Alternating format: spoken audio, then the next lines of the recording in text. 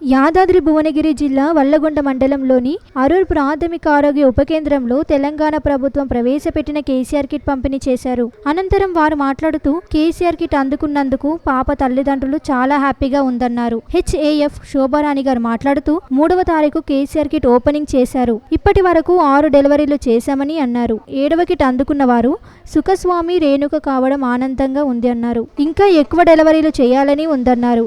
నెలకు కనీసం 12-15 డెలివరీలు చేయాలని ఉందన్నారు. ఐసీడీఎస్ సూపర్వైజర్ ఉమారాణి గారు మాట్లాడుతూ ప్రభుత్వం ప్రవేశపెట్టిన కేసీఆర్ కిట్ చాలా బాగుంది. బిడ్డకు ప్రేమతో అనే కిట్ ని ప్రభుత్వ హాస్పిటల్లో డెలివరీ అయిన వారికి అందజేయడం జరుగుతుందన్నారు. అంగన్వాడీ నుండి ప్రెగ్నెన్సీ వారికి ఫుడ్ ప్రతిరోజు అందే విధంగా అన్ని విధాల చర్యలు తీసుకుంటామన్నారు.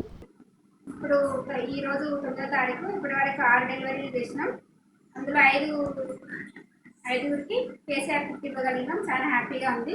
నా 6వ ఆమె ఏంటంటే 4th గ్రావిడ 4వ కాన్పు కాబట్టి ఆమెకు ఇవ్వలేకపోయినాం. చాలా విచారంగా ఉంది. ఆమె కూడా అట్లాంటి వాళ్ళకు కూడా ఏదో ఒక కిట్ కొంచెం కొద్దిపాటిదన్నా ప్రవేశపెట్టి వాళ్ళకు కూడా హ్యాపీగా సంతోషాలు కల్పిస్తే బాగుంటుందని నా ఉద్దేశం.